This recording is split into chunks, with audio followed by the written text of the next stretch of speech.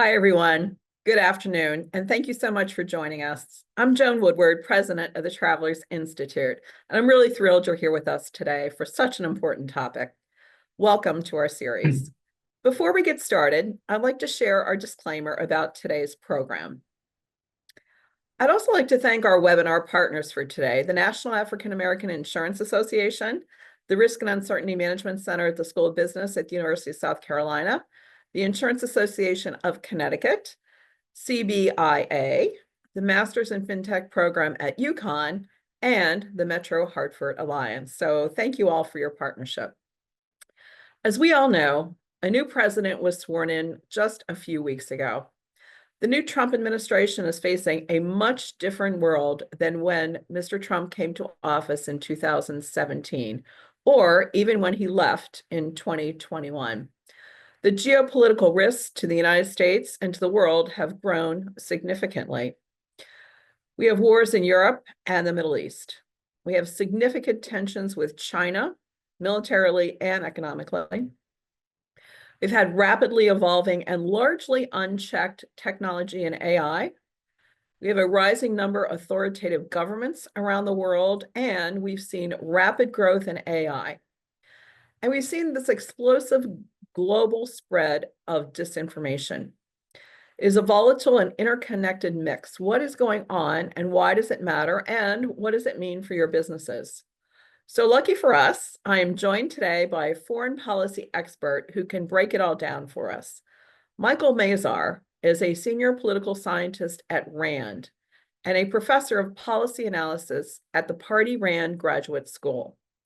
A writer and policy expert, he specializes in U.S. defense and national security issues, including force structures, disinformation, East Asian security, nuclear weapons and deterrence, and decision-making and uncertainty. Previously, he worked at the U.S. National War College, where he's a professor and associate dean of academics, as president of the Henry L. Stimson Center, senior fellow at the Center for Strategic and International Studies, senior defense aide on Capitol Hill, and as a special assistant to the chairman of the Joint Chiefs of Staff. Mike has a PhD in public policy from the University of Maryland, and we're really thrilled that you're joining us today. Mike, thank you so much for taking the time. Sure, really delighted to be with you here today. The Trump administration now in power, give us a sense of the urgent geopolitical challenges facing them today. Sure. For the United States, with all of our global interests, there's always a tremendous amount of issues that any new administration has to tackle. I thought I would highlight just a few long-term trends that are underway that the administration is going to have to deal with, and then a few short-term, immediate kind of not crises so much as policy challenges.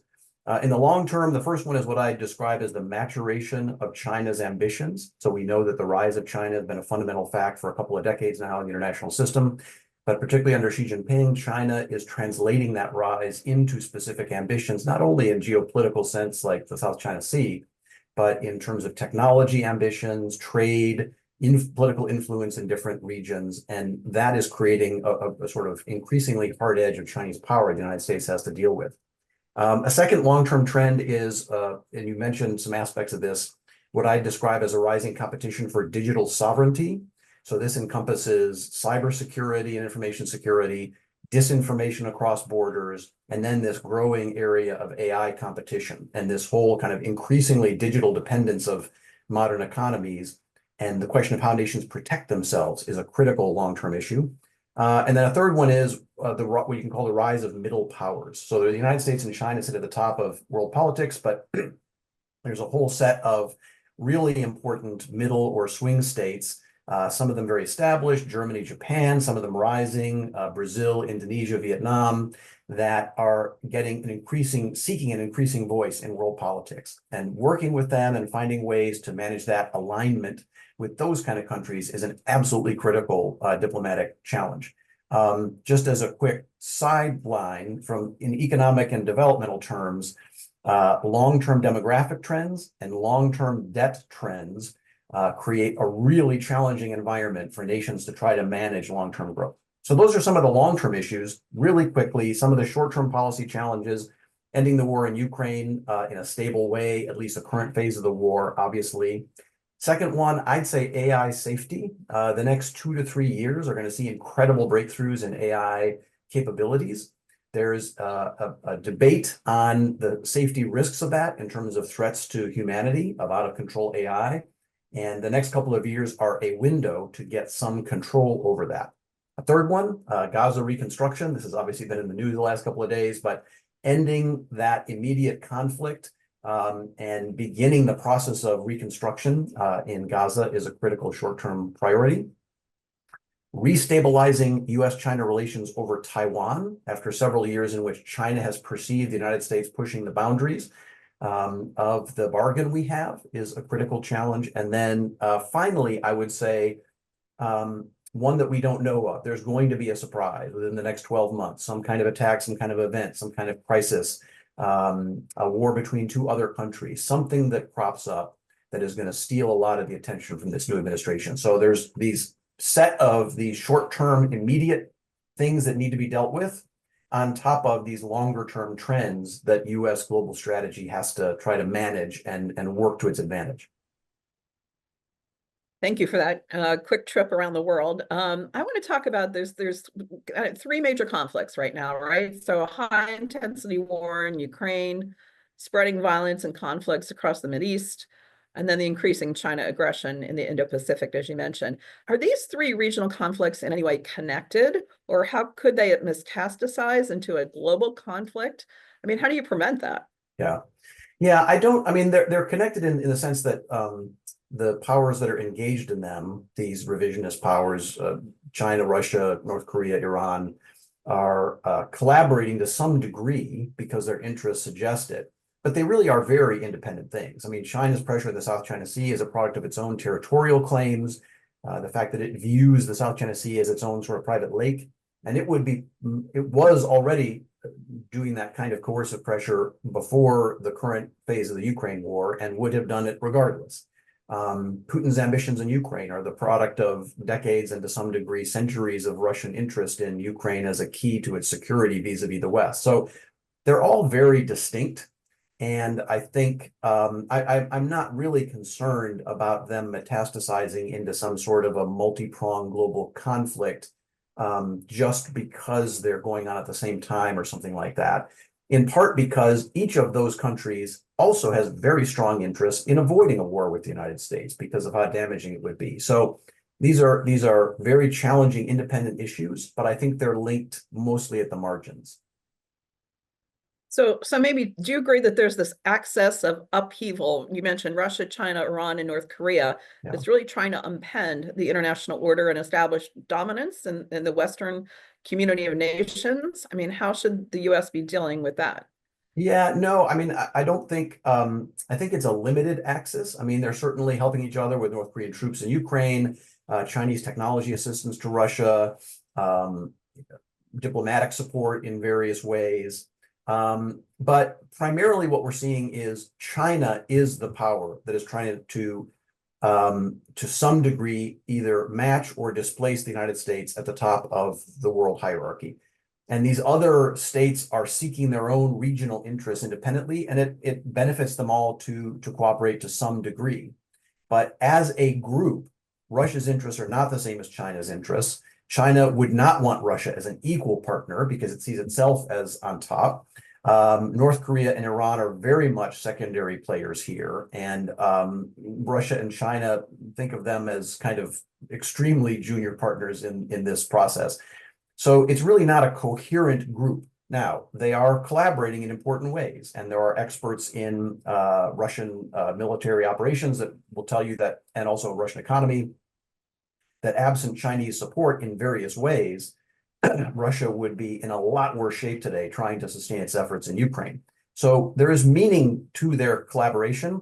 But again, these are four very independent states, which in some cases resent each other, distrust each other. And so I don't think of it as a really tight group. Okay, that's very, very helpful. Let's stay on China for a minute.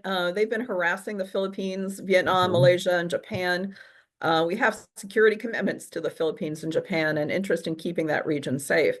So have we done what it needs to be done to prevent this Chinese aggression from escalating in that region? Or do you think it's almost, is it too late? We've let it happen towards these countries. And what about our security agreements with our Yeah. friends in the region?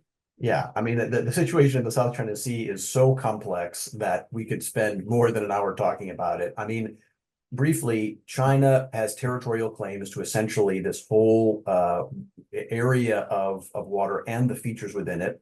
There's been an international legal ruling that says specifically with regard to the Philippines that China's claims are not valid, but China doesn't care.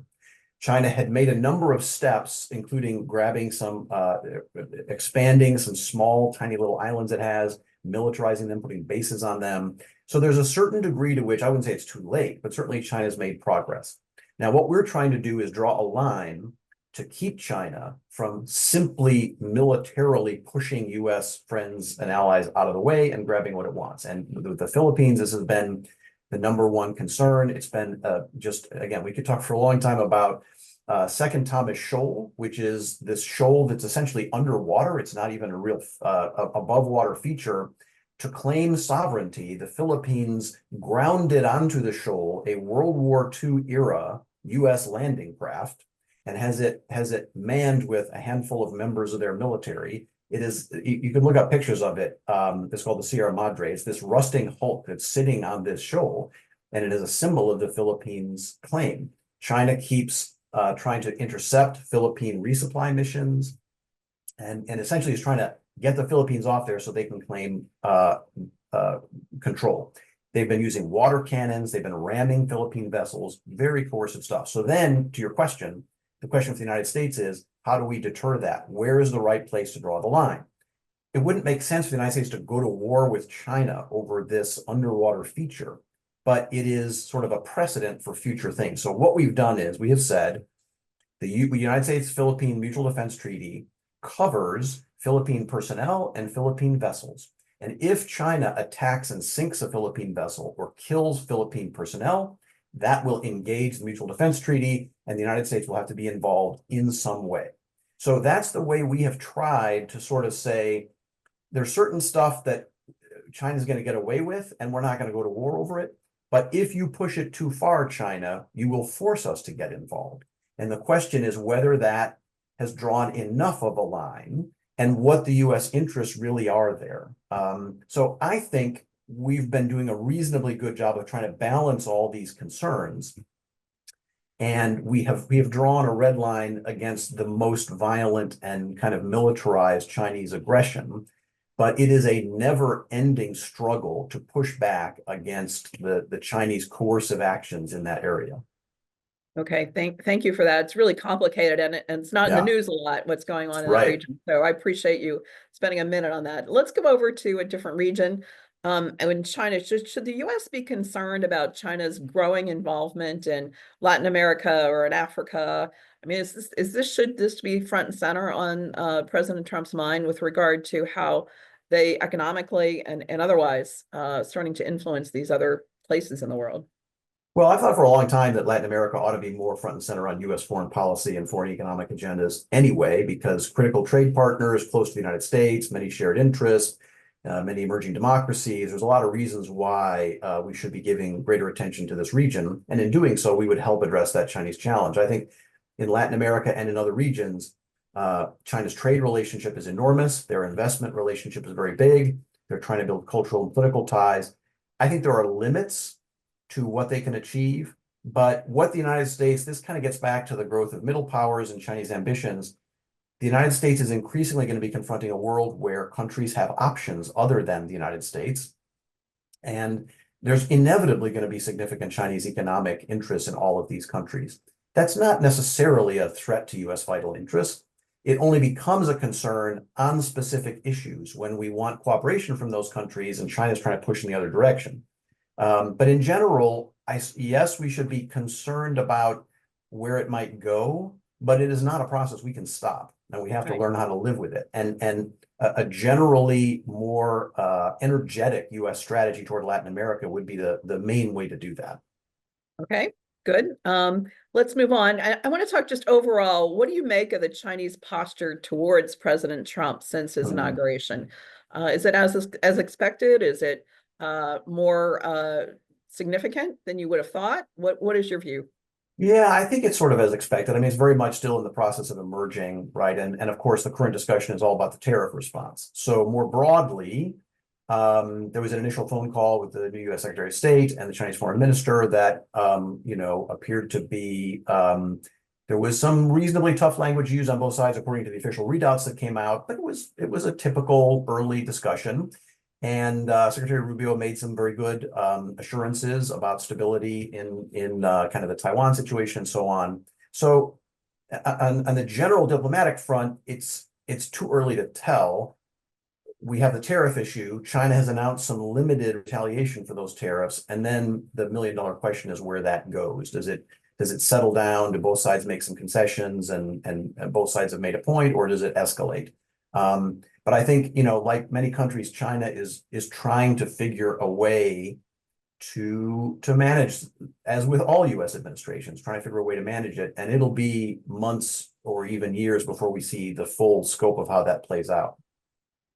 Okay, thank you for that. One more question on Asia, then we're going to go over to Europe.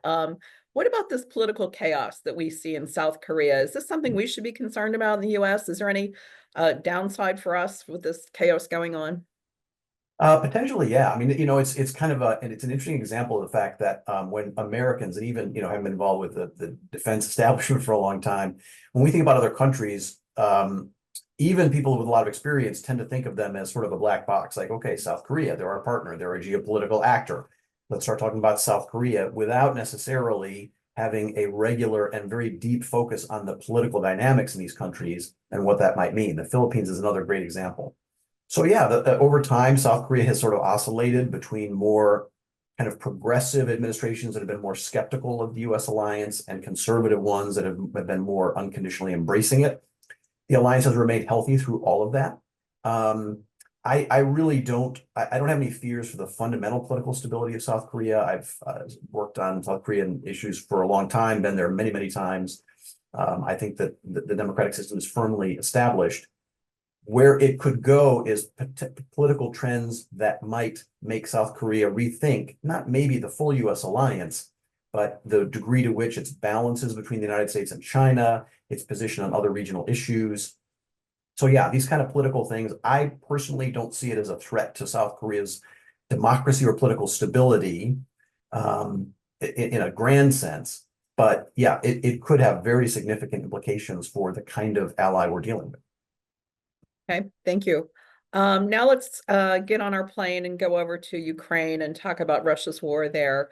What are the fundamental US interests in this war, on the outcome of the war, relationships to NATO? What if Russia just walks away? I mean, Yeah. what does peace look like? All those questions are on people's minds and wondered and worried about it. Yeah. Yeah, exactly. I mean, I would say we have two fundamental interests that the Biden administration was seeking to balance, and I'm sure the Trump administration will do the same. One interest is Russia's aggression cannot pay.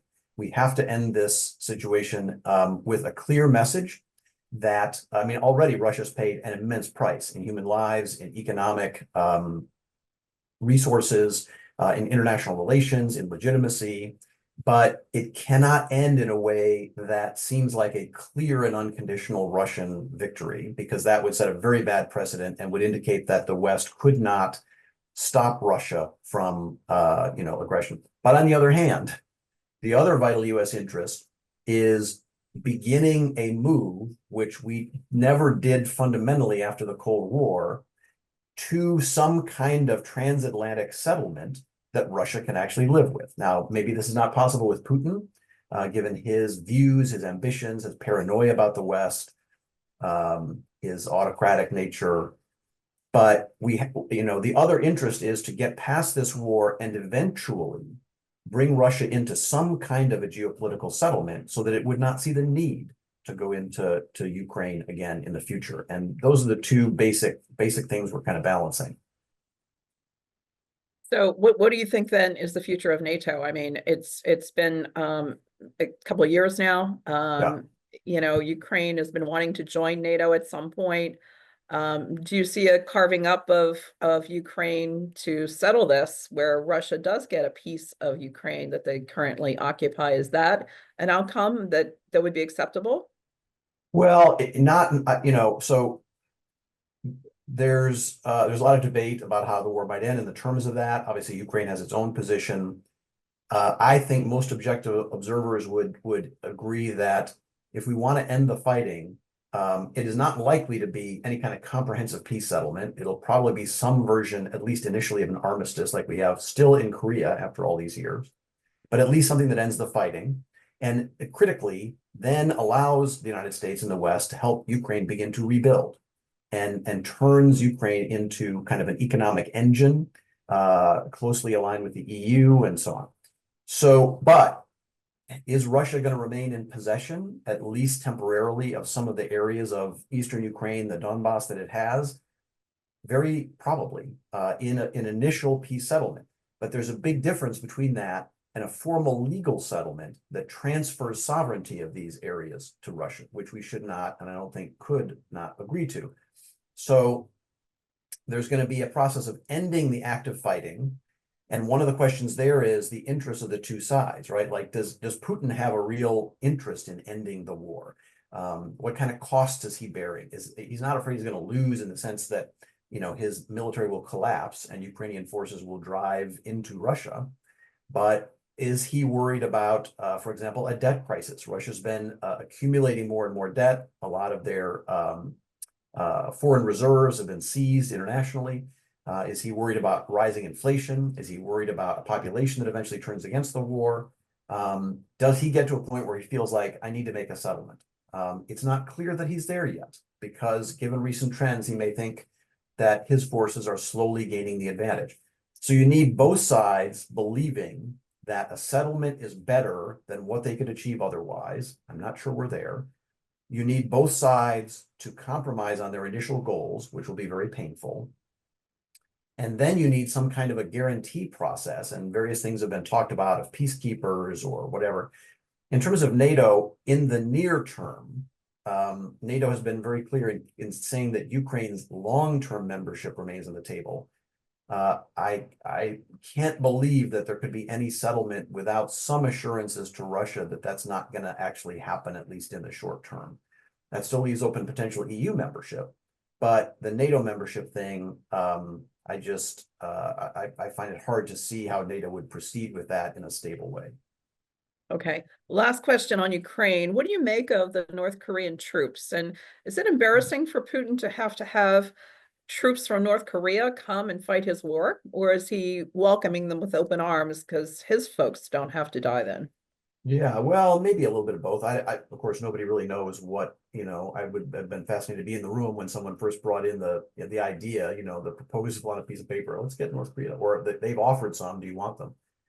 I mean, more infantry is useful, so he probably would have said, fine, if they want to support us. Also, it's an interesting international symbol that we're getting support from somebody, at least. The reports from the battlefield are that it's just, I mean, in 50 different ways, this war is such a tragedy and a crime from the standpoint of Russia's aggression.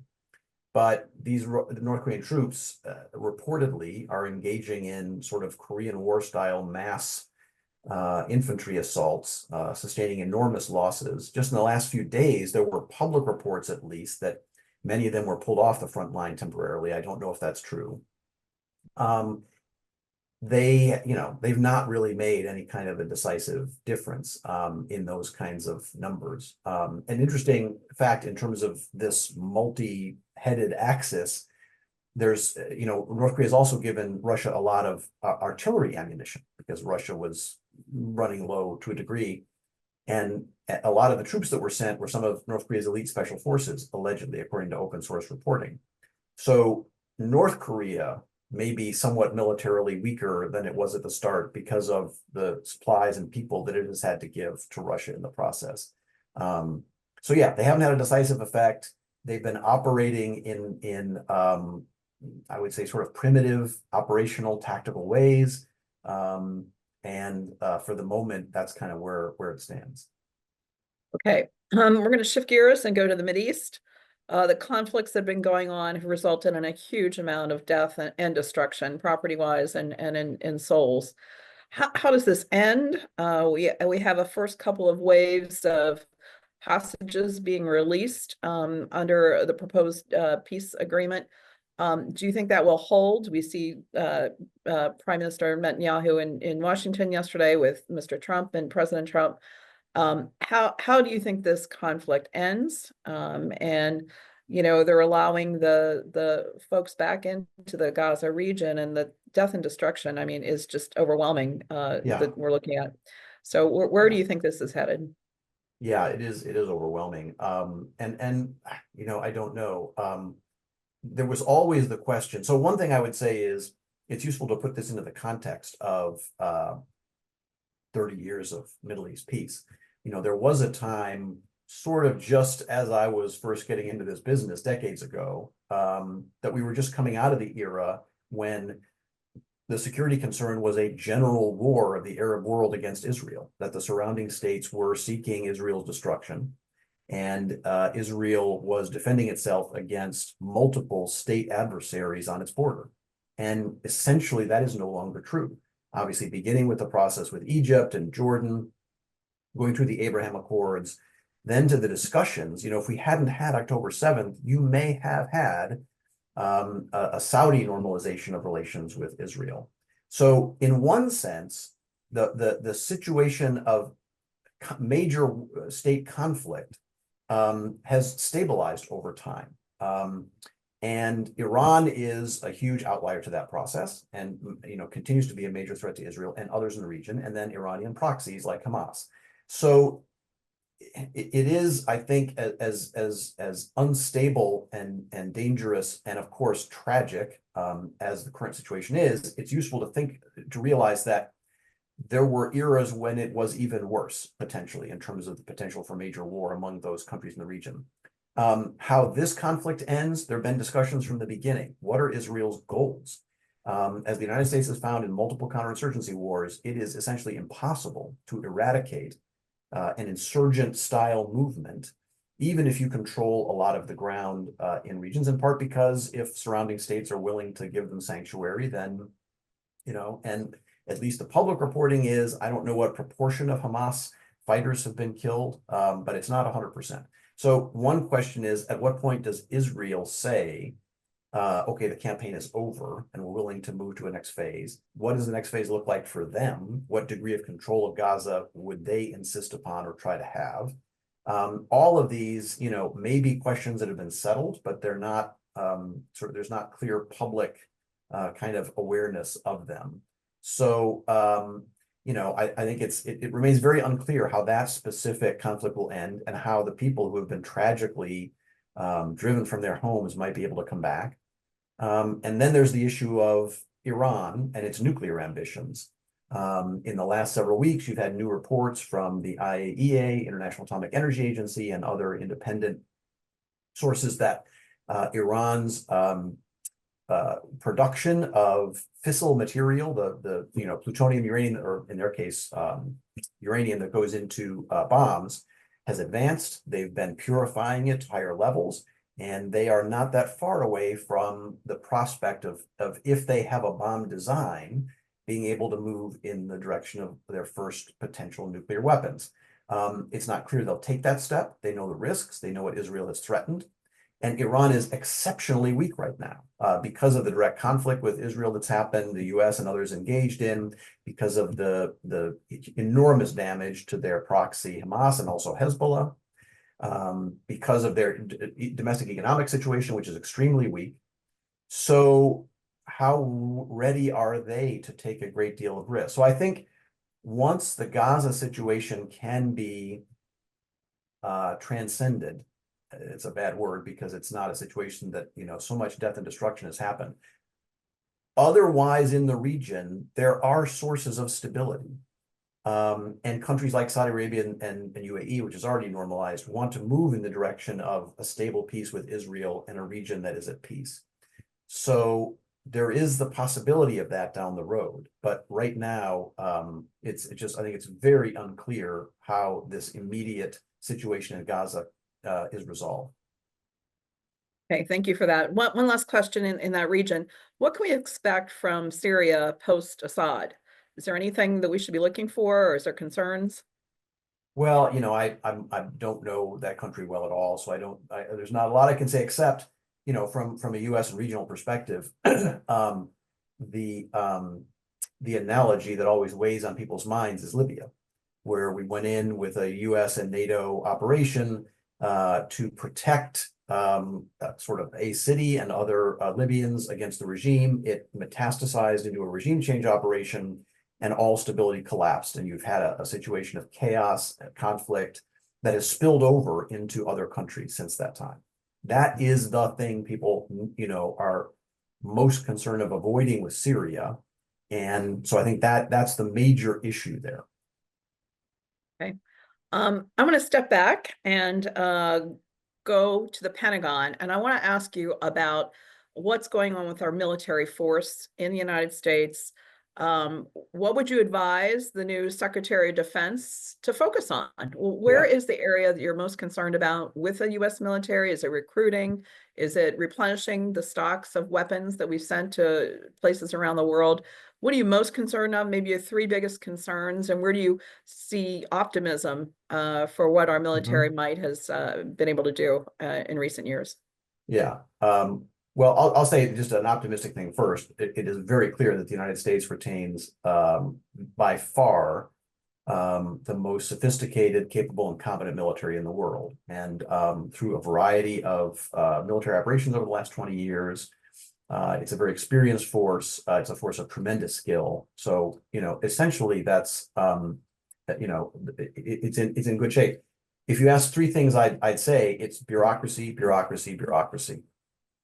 That we have come to a point in American and this is something that folks in the new administration, a lot of people are talking about. So it's very much a priority. But we have come to a point where our defense institutions, for example, our defense procurement, how we buy weapons, has become so complex and ossified that we simply cannot act as a major power anymore. We can barely build a significant number of Navy ships every year because of where our shipbuilding has gone to, but also the bureaucracy surrounding procurement, the way it happens, the requirements process early on for generating requirements in weapon systems that creates these gold-plated things. The bureaucracy inside defense institutions keeps us from acting quickly and putting, there's a bunch of little experimental pieces in the defense establishment, like the Defense Innovation Unit, which are designed to have special permissions to buy things more quickly and have exemptions from certain regulations and contracting laws and things, but they are tiny fractions of the defense budget. And if we could, and this is all true at a time when we're on sort of another cusp of, I wouldn't say a revolution, but a significant evolution in the nature of defense technology with unmanned systems, with artificial intelligence, with quantum computing, with all manner of kind of new operational concepts, how militaries fight, drones, obviously, those kinds of things. So we need to be innovative, adaptive, open to new ways of doing business. And we just are not. And there are many stories of people realizing a problem, setting out to solve it, and 4 years later at the end of administration, basically saying, I made about 5% of the progress I hoped to make because these institutions have just become so ossified. So I think if major progress were made in the way we buy weapons, the kinds of weapons we buy, the kinds of innovations that go on within services and how quickly they can shift organization, force structure, things like that. If we became significantly more innovative, that would be the single most important thing we could do to kind of rejuvenate U.S. military power for the next decade. Okay, good. So it can be changed. There is reason for hope. It's just someone has to get to it and make it a huge priority. So that's good to know. Yeah. Let's talk about technology, because the global technology race, as we've seen with this Chinese AI startup DeepSeek, it's really spooked Silicon Valley tech companies after releasing their AI technologies that matched others and performed better and at a much, much cheaper cost. How does this event affect national security in the AI race with China kind of moving ahead of us now in this arms race for AI, and Yeah. what should or could the US be doing?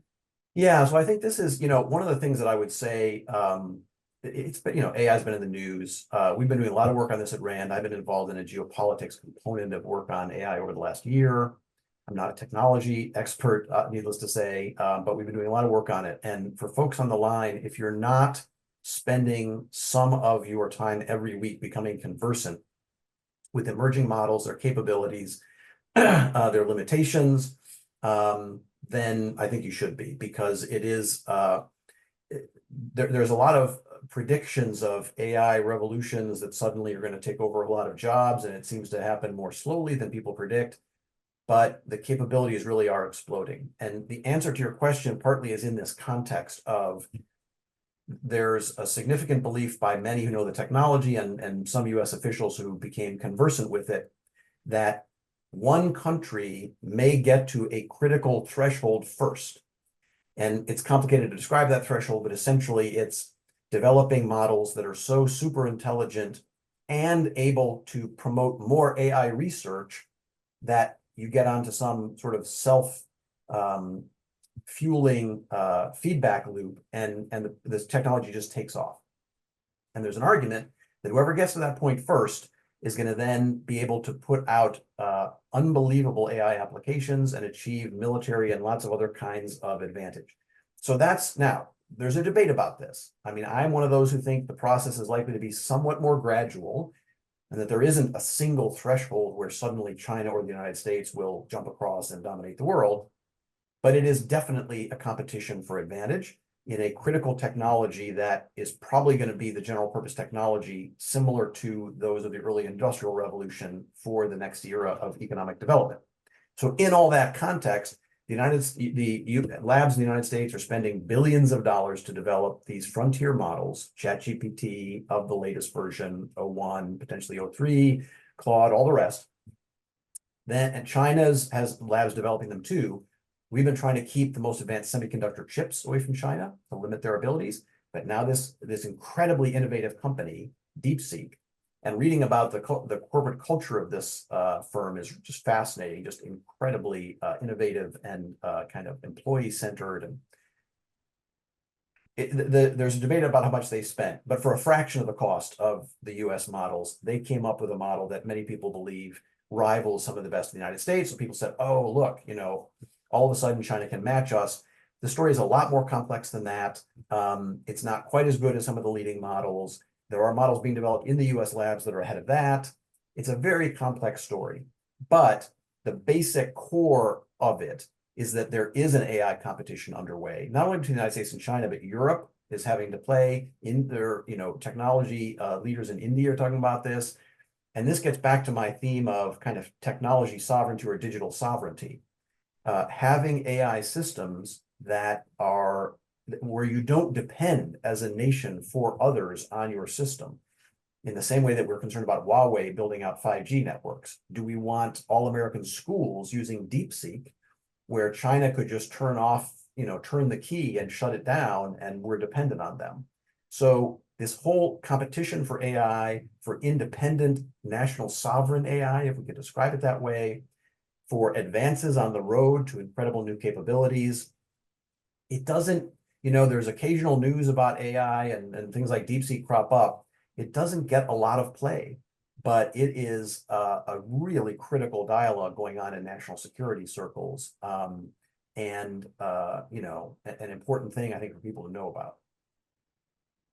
Wonderful. Thank you so much. This is not something you read every day in the papers to understand the true global implications for it and national security implications. I want to switch now and talk about misinformation, disinformation. Have we reached a critical moment in the spread of disinformation when, fact checking is being rolled back at our biggest social media platforms?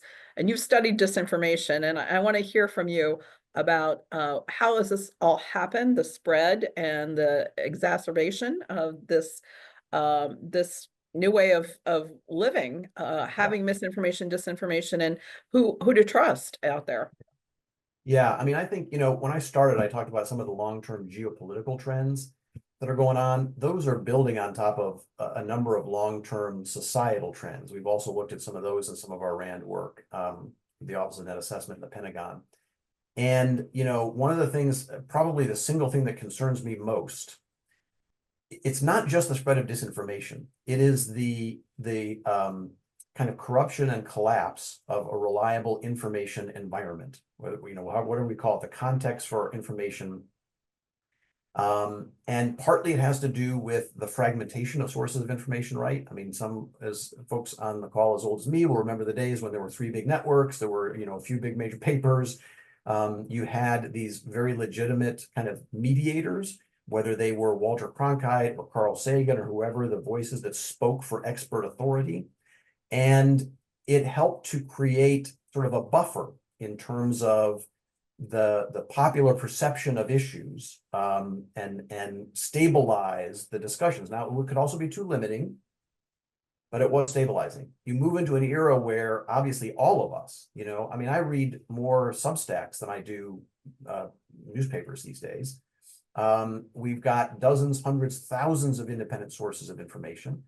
We look on Twitter or X and see somebody making some claim, and they claim they have some evidence. And so it's this incredible disaggregation of information. At the same time, as you have a series of crises, 2003 Iraq, 2008 financial crisis, and so on, that end up undermining people's faith, and for good reason, in leading institutions in society. So you've got these two things going on at the same time, and it just really causes severe dislocation in the information foundation of a society. A colleague at RAND, Tim McDonald, and I are doing work on what people are calling our epistemic crisis. And so lots of folks in line will know this, but this term epistemology is basically how we know things, the science of knowledge, the philosophy of knowledge, how we know things. And there is a crisis of how people gather information, process information, and so on. And that is the bigger reality behind the disinformation piece. What we found in some of our work on disinformation was, now this was a few years ago, but the stuff that Russia was trying to pump into the system in 2015, 2016, really was a fraction of what was going on domestically. So I realized that the issue of misinformation has become very politicized, and clearly there was some stuff that was not misinformation, it was just different ideas that were labeled as misinformation and wrongly deplatformed, right? Okay, so that went on. But if we're talking about true misinformation, it's mostly a homegrown problem. It's not, primarily our rivals causing this problem. If we can solve the problem at home, we won't, I think, have an enormous problem with our politics being able to be manipulated by outsiders. So to me, the disinformation problem is really a problem of our information environment, a problem of, as I say, epistemology, how we know things. And in one of our projects a few years ago, one of the ways we put it was, democracy is an information processing mechanism. That's what it does. And healthy democracies have institutions and kind of nodes of sources of information and checking information, assessing information that are trusted and reliable and objective. And if we get to the point where we really don't have that, it's going to be very difficult to maintain political kind of coherence. So that's the, somewhat worrying larger trend that I see disinformation being part of. Okay, thank you. Thank you so much for that. I want to get to some audience questions. There's a lot here around how are businesses back home impacted by these global affairs? What can U.S. businesses do to insulate themselves from this uncertainty and chaos, and just understanding supply chains when there's wars, when there's conflicts? I mean, how can our business owners on the line here really navigate these times? Yeah. I mean, some of the implications are sort of obvious. One, I mean, it's a general thing, but I think it's more true than ever. And it's now a feature, not a bug of the international system we're going to have, which is volatility, which is prepare for volatility, which means, and, for firms of different size, obviously this can mean very different things. A number of years ago, I did a couple of years of work on risk management, looking at the risk management lessons of the financial crisis and the nature of risk management and things like that. And all too often, in firms of various size, risk management is, it may exist. There may be people in a risk management department, but their warnings are kind of sometimes background noise to the imperatives of the business strategy. And I think identify a process of preparing for consistent volatility by identifying the specific sort of avenues of vulnerability, whether it's inflation, interest rates, general economic performance, China supply chains, as you mentioned. Where are the things that, if they become volatile, will directly affect us immediately? How can we mitigate some of those risks? What are our hedging strategies? So that's one big piece. Now, companies theoretically are doing this all the time, but at least from my study of the risk management processes and from what I know, that sort of obsession with the risk of volatility isn't always there. A second thing I would say is, as with countries, companies need to have, it's been decades now, people are saying every company has to have a digital strategy, right? So people have websites and e-commerce and all the rest. Companies, I think, need to have a digital sovereignty strategy in terms of cybersecurity, obviously, but also in terms of the employment of AI increasingly, for what purposes, with what safeguards, who do you rely on for the kind of models, in what way could the digital aspects of your company be threatened by other countries, by competitors, by independent actors, independent hackers, those kinds of things. It's partly about cybersecurity. Everybody's thinking about that. And it's partly about beginning to integrate AI. People are starting to think about that. But this notion of, your digital security for individuals, for firms, for countries, in the next 10 years, that is going to become a leading obsession. And so, volatility and kind of digital sovereignty or security, I think, would be two obvious implications that I would draw. Okay, thank you. We're going to go to more audience questions. Gerald DeVoe in New Jersey asks, after ignoring opportunities to do business with and influence Africa, is China's influence insurmountable there? Yeah, it's sort of the same question to Latin America. I'd say yes, insurmountable in the sense that it has enormous influence and will continue to have it, in part because these countries in Africa, like most developing countries, don't want to pick sides. They want to have multiple options of the great powers, trading powers, investment sources that they have. And this is particularly true in infrastructure, where China, through its Belt and Road Initiative, has put huge state resources behind infrastructure investments in a way that American private sector firms just don't typically do, because the profit motive isn't there as much. So yeah, it's unstoppable, and but again, not all of it is opposed to U.S. interests. Some of this infrastructure has been good for the economies of African countries. Some of the investment helps build business, which is good for stability. So the question is, and this is something we've not yet done after a number of years of focusing on this competition, we need to understand, where is that kind of influence actually dangerous to us? Find those narrow pieces and then mitigate or compete on those levels. But the broader process of China's engagement with these countries is going forward. Okay. Another question on China for you. Aaron Beecher in Wisconsin asks you, is a Chinese presence at the Panama Canal a national security threat to us? And how do you think this current discussion is going to end? So on the second part of the question, I have no idea how it's going to end. I wouldn't know what to predict. I mean, in terms of the China presence, I will say I'm not an expert on this, but China is acquiring influence in many sort of ports, sort of manufacturing hubs, places like the Panama Canal, through buying associated businesses and having some influence. Could China shut it down? No, China does not own the Panama Canal.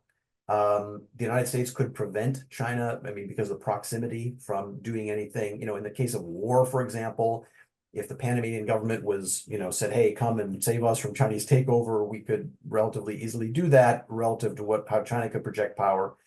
So in a way, I'd say the same thing as I've been saying in some of these other areas. China's influence, economic and otherwise, is going to grow. In some places, it's going to grow because they build very close relationships with officials and influencers in these countries in various ways. and we can't stop that. We just have to say, okay, fine, but our truly vital interests are these, and that would be a red line for us. And at the moment, I'm not concerned that that red line would be threatened in the Panama Canal. Okay. Question coming in from Gregory Neese wants to know about, are you concerned at all with China owning so much of the US debt? And do they have economic leverage by owning this debt and potentially saying, no, we're not going to buy any more of your debt? Yeah, absolutely yes. I'm concerned, and absolutely yes, they have leverage. So this sits on top of the debt crisis in general, right? So, and this is another thing that most Americans maybe see, we hear it, see it occasionally.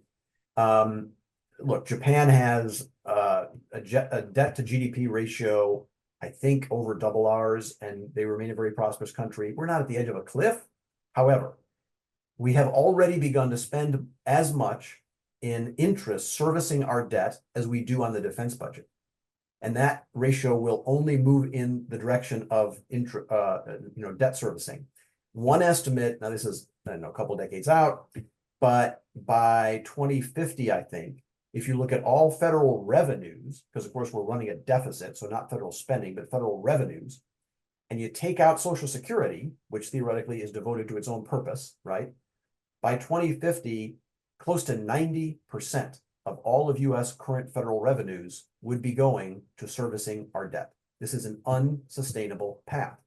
And we are, I think, I'm not an economist, but based on evidence I've seen, entering a period of years where markets will really begin to take that more seriously. We've already begun to see this a little bit in the UK and some other places.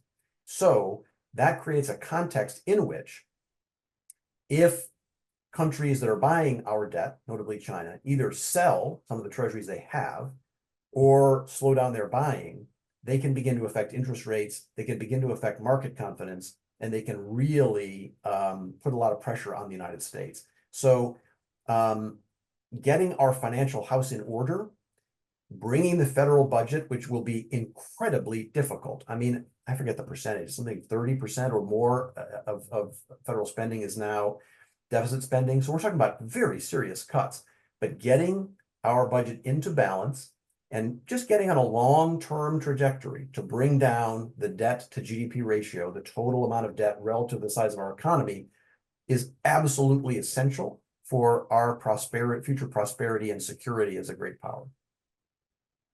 Okay, thank you. Chris Ewers asked this question about the China one-child policy and their economic potential economic demise or collapse because of their demographic problem and their aging of their population. Can you address that? Yeah, so this is a worldwide problem, as you probably know. For those of you that are interested, there is a fantastic short summary of this. There was an article in Foreign Affairs by a guy that I know named Nicholas Eberstadt, The Coming Demographic Collapse or something like that. You could look it up. It has incredible statistics. So worldwide, most developed countries and some developing countries are on a trajectory to begin shrinking their populations and shrinking their working age populations in particular. Take the replacement ratio. You need to have families on average have about 2.1, 2.2 children. And you've got countries like, the most recent one I saw was Chile is at 0.88. South Korea is under 1. South Korea's population has already started to constrict. So you have shrinking populations. What does that mean? It means a rising, what they call dependency ratio, because you've still got the older generations there. You got less new workers coming in. And I just saw a statistic the other day that China in particular was going to go from having something like 10 years ago, six workers per retiree, to in another 20 years, like 1.6 workers per retiree, something like that. I don't know if those are exactly the numbers, but you see the trajectory, right?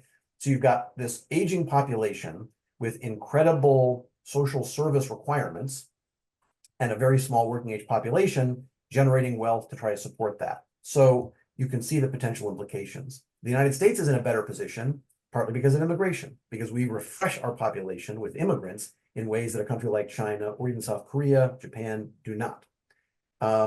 And for other reasons as well, we're not as bad off, although we face the similar trend. So yeah, on top of many other things, demographics are going to be a significant constraint on China's future growth. And there's this huge discussion and debate about what do they do about it. There's a general view that they need to begin moving in more of a consumption-oriented economy away from investment and export. They haven't been doing it. There's huge questions for China ahead, partly because of those demographic trends. But I want to stress that those trends pose an economic threat to countries throughout Europe, Italy, in South Korea, Japan. Many countries face the risk of those demographic trends. Okay, another question from Jen Van Scoter. Are we going to see a more move to more cyber warfare? And is the US prepared in terms of waterways, electrical grid, infrastructure, that if China or Russia chose to create a cyber war in the US, are we prepared? We've been trying to get more prepared. We are not fully prepared by a long shot, partly because if you think about it, so many of the things you just mentioned, the critical infrastructure throughout the country, water treatment plants, all kinds of things. It's a huge variety of places, right, that run on all kinds of different systems, some of them very old, some of them difficult to protect. China's been spending years, as we have seen in public reporting, burrowing its way into many of these things. Now, the thing that's kept a cyber war from happening is deterrence. In effect, we could do some similar things to them. Exactly what, nobody knows, because those capabilities are classified. But there's a sense of everyone wanting to keep somewhat of a lid on it. If a full war were to begin between the United States and China, then possibly, the gloves would come off. But for the time being, you see this building of vulnerability on both sides. But I wouldn't be concerned about any kind of an all-out cyber war. One potential problem there is AI could be a very effective cyber warrior. You could have 100 cyber warriors powered by AI agents if you're an 18-year-old in a basement. So the potential for individuals or small groups to begin causing mayhem will grow. We'll protect ourselves. It'll be gradual. I'm not predicting like a complete disaster, but that's one of the reasons why I think this idea of digital protection is going to be just increasingly important. Okay, Mike, let's end on an optimistic note. Amid all this global chaos and uncertainty, what do you see in the world that does give you hope today? So two things give me hope that I'll mention. One is, as much as we're worried about these regional conflicts, the idea of major war between great powers, which was the centerpiece of world politics for essentially thousands of years, is something that really is not on the front burner. And primarily it's because of nuclear weapons and also because of economic interdependencies. The idea of China just invading Japan and going to war with the United States, it's just not in people's minds. So there are limits that have been established by technology, by economic interdependence, to most of the conscious aggression that big powers would try to do, which is a very good thing and a big change from history, even though we take it for granted. The second optimistic thing is there remains, despite this axis, there remains a critical mass of world nations in Europe, in Latin America, in Southeast Asia, the ASEAN countries, Japan, Korea, Singapore, on and on and on, that want stability, that want peace, that want stable trade relationships, that want to control dangerous technologies. So if you count it by number of countries, there's an enormous majority of the world community that basically wants kind of stable and good relations. And if we can end the Ukraine war, get some better settlement with Russia, if we can manage the relationship with China, otherwise the international system is actually pretty stable. So there are strong reasons for confidence that we have a geopolitical situation that is not about to fall off a cliff, as I say, if we can manage some of these risks well. Wonderful. That is optimistic, and I'm an optimistic person, so I like you saying that our institutions will prevail and our nations want peace, and I think that that's true. Mike, I can't thank you enough. Please come back and spend more time with us. It was just fascinating taking this little trip around the world with you, so thank you so much. Well, thank you, Joan. I really enjoyed it. It was great being with you today, and I hope folks benefited from it. Yes, yes. And to my viewers out there, please take our survey. It's in the chat. A link to the survey. Let us know what you thought about today's session. I read every single one of them. So if you have a recommendation of a new speaker or a new topic, please write that in there as well. If you haven't heard, we have a podcast as well, the Travelers Institute Risk and Resilience podcast, available on Apple, Spotify, Google. So go get some podcasts. They're pretty fun to listen to, I think. And then we have our webinars coming up, February 26th. We're going to take a step inside our very own Claim University in Hartford, Connecticut. It's going to be a behind-the-scenes look at our state-of-the-art training facility for our claim professionals. You don't want to miss that. That's really a fascinating place. I love going there. And then on March 19th, world-renowned sleep expert is going to help us fall asleep, stay asleep, and talk about his book, Why We Sleep. Dr. Matthew Walker is a fascinating person. I've heard him speak before. We spend about a third of our lives asleep, so we're going to look for those implications for healthier, more immune, memory, learning. All these things have to do with sleep, and I want to help you sleep better. I've recently done a lot of work on that for myself. And then we're on the road next week. So we're going February 10th, we're going to be in Boise, Idaho for a Small Business Big Opportunity session. So please join us for lunch.